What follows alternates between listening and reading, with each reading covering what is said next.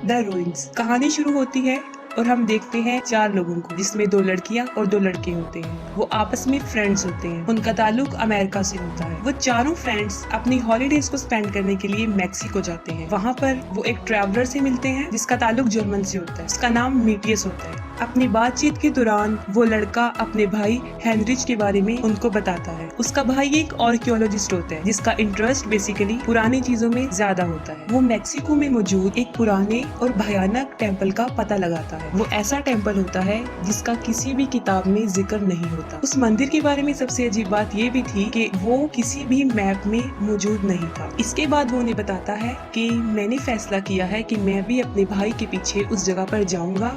अगर आप लोग भी मेरे साथ जाना चाहते हैं तो आप जा सकते हैं, क्योंकि वो लोग यहाँ पर अपनी छुट्टियाँ सेलिब्रेट करने आते हैं और उन्हें कुछ नया देखना था। इसलिए वो फैसला करते हैं कि हम भी मीटियस के साथ जाएंगे। वो डिसाइड करते हैं कि हम कल सुबह वहाँ पर जाएंगे। उससे पिछली रात वो अपने होटल में ही गुजारते हैं। वो खतरनाक मंदिर जंगल के बिल्कुल बीच में था। वो मंदिर काफी दूर था। आधा रास्ता गाड़ी पर और आधा पैदल सफर करने का था। जिस गाड़ी को वो सिलेक्ट करते हैं उस जगह पर जाने के लिए, उसका ड्राइवर उनको समझाता है कि आप लोग वहाँ पर मत जाएं, वो काफी खतरनाक जगह है जो कि ठीक नहीं है। उस ड्राइवर को पैसे चाहिए थे, इसलिए वो उनके कहने पर उनको वहाँ पर ड्रॉप कराता है। वो उन्हें उस जगह पर छोड़कर आता है जहाँ से पैदल चलना होता है। और कुछ दूर चलने के बाद वो मैप की मदद से एक ऐसी जगह पर पहुँच जाते हैं जिसको झाड़ियों से कवर किया होता है। वो लोग उन झाड़ियों को हटाकर आगे बढ़ने का फैसला करते हैं। उन फ्रेंड्स में से एक लड़की एमी जो कहती है कि मुझे गड़बड़ लग रही है और ऐसा लग रहा है कि किसी ने इस रास्ते को इसलिए ढका है ताकि यहाँ पर कोई ना आ सके और हम लोगों को वापस चले जाना चाहिए। वो लोग उसकी नहीं सुनते क्योंकि वो उस मंदिर को देखना चाहते हैं और सबसे ज्यादा उस मंदिर को देखने की ख्वाहिश जो रखता था वो मीटियस था,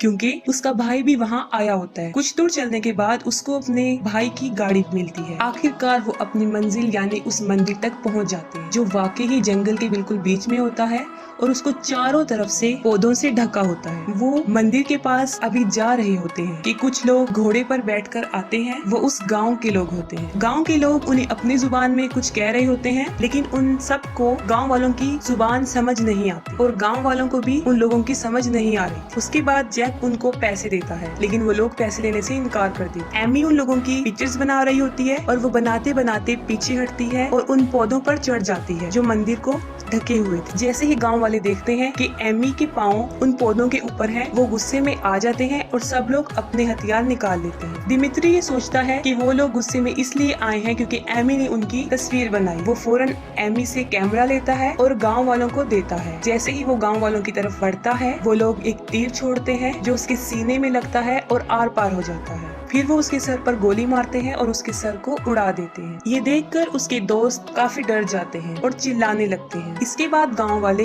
उन लोगों पर बंदूकें तान देते हैं और उन्हें कहते हैं कि तुम लोग मंदिर पर चढ़ जाओ। वो लोग काफी डरे होते हैं और फौरन मंदिर पर चढ़ जाते हैं और हालात पर कंट्रोल हासिल करने की कोशिश करते हैं। वो फौरन अपना मोबाइल फोन निकालते हैं और देखते हैं कि इस पर सिग्नल नहीं आ रहे हैं और उनके पास भागने का भी कोई रास्ता नहीं है, क्योंकि उनके मंदिर पर चढ़ते ही गाँव वाले चारों तरफ से मंदिर को घेर लेते हैं। उनके ख्याल में गांव वाले जालिम लोग हैं, क्योंकि वो दिमित्री को बिला वजह मार देते हैं और उन लोगों को मंदिर पर चढ़ा देते हैं। वो लोग काफी मुश्किल में होते हैं क्योंकि ना कोई उनकी मदद को आ सकता है और ना ही वो मंदिर किसी मैप में होता है। मंदिर के ऊपर वो देखते हैं जहाँ पर हेनरिच का टेंट और उसका कुछ सामान होता है, लेकिन ना वो वहाँ पर होता है और ना ही उसकी फ्रेंड। उसके अलावा वहाँ पर मंदिर के अंदर जाने का रास्ता भी था जो बिल्कुल कुएं की तरह नजर आता था। उसके अंदर रस्सी लटकी होती थी। वो लोग खड़े होते हैं कि अचानक उन्हें फोन की घंटी की आवाज आती है, जो कि काफी अजीब चीज थी कि वहाँ पर सिग्नल नहीं थे और फिर टेम्पल के इतने गहराई में सिग्नल आना तो नामुमकिन है। वो सोचते हैं कि शायद ये हमारी उम्मीद की कोई किरण जो हमारी मदद कर सकती है। मीटियस ये सोचता है कि ये शायद उसके भाई का मोबाइल है, इसलिए वो मंदिर के नीचे जाने का फैसला करता है और जल्दी से खुद को रस्सी से बांध लेता है और नीचे उतरने की कोशिश करता है। एरिक और जैक दोनों दोस्त रोलर को कंट्रोल करते हैं, जो कि उस रस्सी की मदद से उसे नीचे जाने में मदद करते हैं। वो दोनों रोलर को घुमाना शुरू करते हैं और रस्सी को चेक भी नहीं करते। रस्सी कमजोर होती है और कुछ दूर जाने के बाद वो टूट जाती है। मीटियस काफी बुलंदी से नीचे की तरफ गिर जाता है। इतनी ऊंचाई से गिरने की वजह से उसकी कमर की हड्डियां टूट जाती है। हड्डियां टूटने की वजह से वो पैरालाइज हो जाता है। अपने दोस्तों के साथ हुआ जाने वाला ये दूसरा वाकया देखकर वो लोग मजीद डर जाते। उसके बाद वो फैसला करते हैं कि दोनों लड़कियों में में से एक लड़की मंदिर के अंदर नीचे जाएगी क्योंकि लड़कियां इतनी मजबूत नहीं हैं जो उस रोलर को संभाल सके। उनमें से स्टेसी जो नीचे जाना तो नहीं चाहती लेकिन फिर भी वो जाने के लिए राजी हो जाती और रस्सी से उसको बांधते हैं ताकि वो नीचे जा सके, क्योंकि कुछ रस्सी उनके पास पहले टूट चुकी होती है, इसलिए वो रस्सी भी उनके पास थोड़ी होती है। और जैसे ही थोड़ा सा रास्ता रह जाता है, क्योंकि ऊंचाई ज्यादा नहीं होती, तो स्टेसी फौरन वहाँ से कूद जाती है जिससे उसका घुटना काफी जख्मी हो जाता है। नीचे पहुँचते ही वो देखती है कि काफी अंधेरा है। उसके बाद वो मेटियस को चेक करती है कि उसकी हड्डियाँ टूट चुकी हैं। वो फौरन जैक को बताती है कि जैक मेडिकल स्टूडेंट हो, क्योंकि वो मेडिकल के बारे में थोड़ा बहुत जानता था। वो फैसला करता है कि हम एक स्ट्रेचर बनाएंगे। आसपास देखता है और वहाँ पर जितनी भी चीजें मौजूद होती हैं उनसे स्ट्रेचर बनाता है। स्ट्रेचर बनाने के बाद वो एमी को भी स्ट्रेचर की मदद से नीचे भेजते हैं ताकि वो दोनों लड़कियां मिलकर मेटियस को ऊपर ला सके। इसके बाद वो दोनों लड़कियां मेटियस को स्ट्रेचर पर डालने की कोशिश करती हैं और जैसे ही वो उसको स्ट्रेचर पर डाल रही होती है, मेटियस की कमर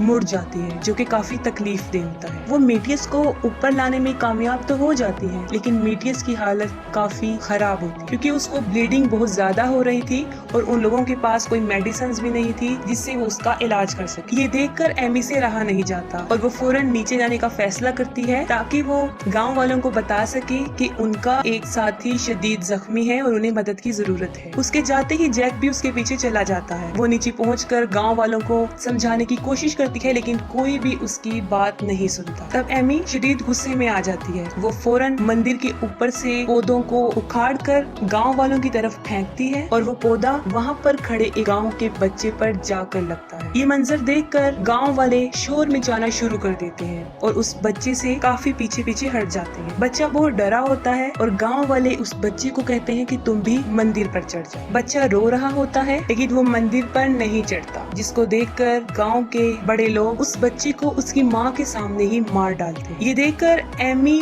और जैक और भी डर जाते हैं क्योंकि उन्हें मदद की उम्मीद खत्म हो चुकी होती है, इसलिए वो दोबारा मंदिर की तरफ चढ़ जाते हैं। जैक को फिर समझ आने लगती है कि शायद मंदिर पर लगे उन पौधों में ही कुछ है। उसे फिर याद आता है कि जब एमी पहली बार उन पौधों पे चढ़ी थी वो काफी गुस्से में आ गई थी। उसके बाद उन्होंने दिमित्री को मार दिया और अब उस बच्चे का भी वही हाल किया। फिर वो सोचता है कि उन पौधों को तो उन सब ने छुआ है, अगर हकीकत में यही बात है तो वो लोग भी उन गांव वालों से बच नहीं पाएंगे। बस उसी रात से उन लोगों के साथ काफी भयानक चीजें होना शुरू हो जाती। रात गुजर जाती है। वो लोग सुबह को जब उठते हैं तो स्टेसी देखती है कि उन्हीं पौधों ने उसके पाँव को बुरी तरह से अपने जकड़ में जकड़ा हुआ है और उसकी जड़ें उसके जख्मों के अंदर फंसी हुई। वो जड़ें काफी अंदर तक गई हुई थी। जैक उन सबको निकालता है। इसके साथ ही मेटियस जो कि एमी को कहता है कि मेरे पाँव से चादर हटा दो, मुझे ऐसा महसूस होता है कि वहाँ कुछ है। और जैसे ही एमी वो चादर हटाती है वो डर कर चिल्लाना शुरू कर देती है क्योंकि वही पौधे उसके पाँव से भी जकड़े हुए थे और उसका सारा मांस खा चुके थे और उसकी हड्डियां नजर आना शुरू हो गई। काफी भयानक मंजर। जैक उन पौधों को भी हटा देता है जिससे मेटियस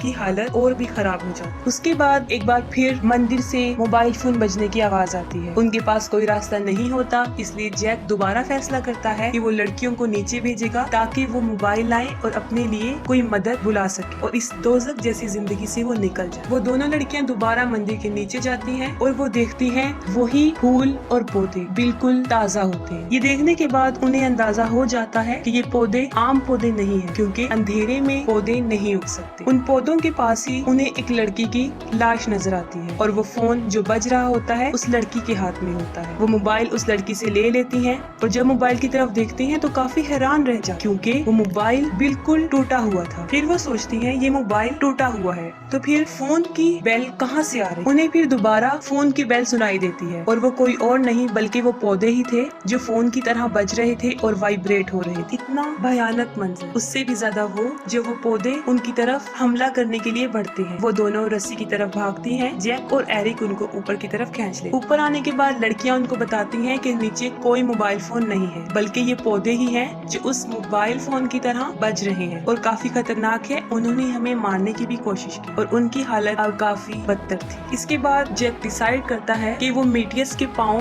काट देगा क्योंकि उन्हें किसी खतरनाक वायरस के फैलने का खतरा होता है और वो उन्हें बताता है कि अगर हमने ऐसा ना किया तो जल्द ही मेटियस अपनी जिंदगी से हाथ धो बैठे। कोई भी उसके इस फैसले पर राजी नहीं होता, लेकिन जैक उसको बताता है कि हमें ऐसा करना है क्योंकि ये जरूरी है। जैक और एरिक दोनों ये काम करते हैं। सबसे पहले वो पत्थर लेते हैं और उसको सारी हड्डियों को तोड़ देते हैं। उसके बाद एक छोटी सी छुरी लेते हैं और उसकी सारी वेन्स को काट देते। साथ ही उन्होंने एक पैन गर्म होने के लिए रखा होता है, वो उसको उठाते हैं और उस पैन से उसके जख्म बंद कर देते। ये काफी तकलीफ दे मंजर था और साथ मेटियस भी तकलीफ की वजह से चिल्ला रहा था। इतना भयानक मंजर और अपने जिस्म को कटते देखना किसी जुल्म से कम नहीं हो सकता। इतनी मुश्किल झेलने के बाद फिर भी मेटियस बच जाता है, लेकिन अब उसकी हालत और ज्यादा खतरनाक हो जाती है। उसकी ये सारी चीखें गांव वाले सुन रहे होते हैं, लेकिन उन्हें इसकी जरा भी फिक्र नहीं थी। मेटियस के जिस्म के कटे हुए वो पार्ट्स उनकी आंखों के सामने वो पौधे अपने साथ ले जा। उसके बाद स्टेसी दर्द से चीखती चिल्लाती है। वो कहती है कि मैं ऐसा महसूस करती हूँ कि ये सारी खतरनाक चीजें मेरे अंदर हैं। वो छुरी लेती है और उन्हें दिखाने की कोशिश करे, जिस पर उसके सारे दोस्त उसे ऐसा करने के लिए मना करते हैं। उसके बाद स्टेसी जब सुबह को उठती है तो वो देखती है कि उसके जिस्म में उन पौधों की जड़ें साफ दिखाई दे रही हैं। ऐसा लग रहा था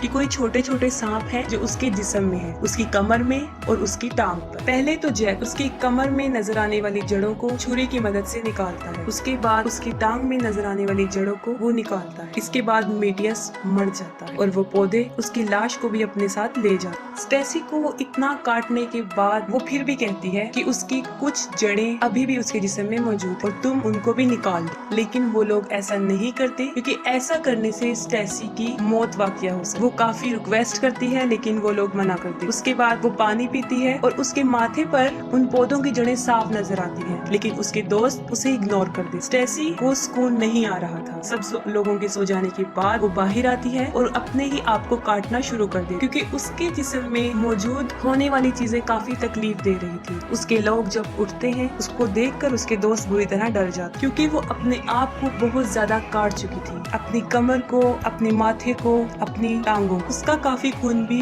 बह चुका था। वो ऐसा इसलिए कर रही थी क्योंकि सारी छोटी छोटी जड़ें उसके अंदर मौजूद। ऐसा करता देखकर उसके दोस्त उसे रोकने की कोशिश करते और आगे बढ़ते, जिसके बदले में वो जैक को जख्मी कर देती और सडनली अपने बेस्ट फ्रेंड एरिक के सीने में चाकू मार देती है, जिससे वो मर जाता है। ये देखकर स्टेसी अपने काबू में नहीं रहती। वो अपने दोस्तों को रो रो कर कहती है कि वो मुझे मार डालें। ना चाहते हुए भी जैक उसको मारते। उस मंदिर की हकीकत ये थी कि उस मंदिर में बरसों पहले से एक शैतान रहता था और वो शैतान उस मंदिर पर जिंदा था, उन पौधों के अंदर। वो उन फूलों में, पत्तियों में, उन टहनियों में हर जगह मौजूद था। वो सब कुछ कर सकता था, देख सकता था, सुन सकता था, और उन लोगों के साथ जो सब कुछ किया वो उसी ने ही किया। और हकीकत में उसका शिकार जिंदा चीजें होती थी। उसके खतरनाक होने का अंदाजा यहीं से ही लगाया जा सकता है कि इतने अंधेरे में वो पौधों को उगा सकता है। इस जगह के इतने भयानक होने की वजह से कोई भी यहाँ पर नहीं आता था, यहाँ तक के जानवर भी नहीं। और गाँव वालों को भी इस मंदिर की हकीकत का पता था।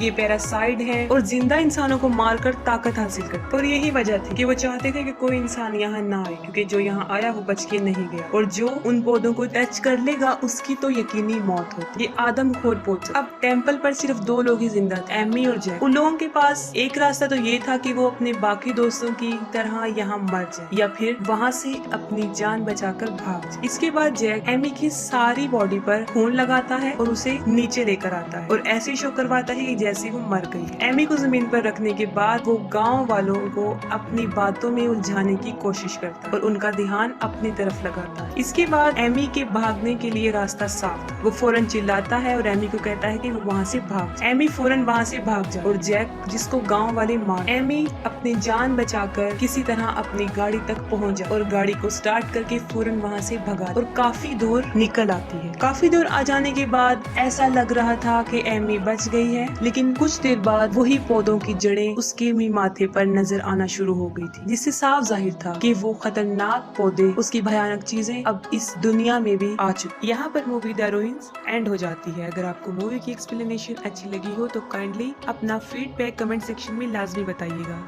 Thank you.